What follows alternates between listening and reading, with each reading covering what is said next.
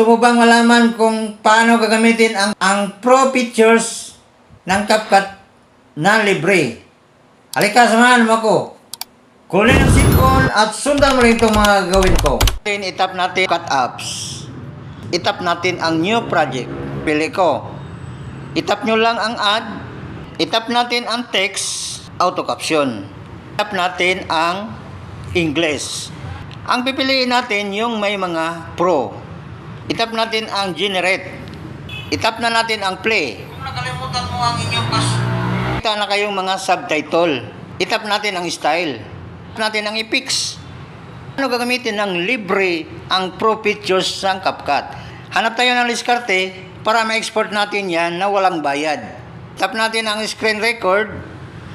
Yan. Buksan natin ulit yung CapCut. I-play natin yung video. Yan. Antayin natin na matapos mag-play mula simula hanggang dulo. I-turn off nyo na ang screen record. I-tap natin ang add. Tap natin itong crop.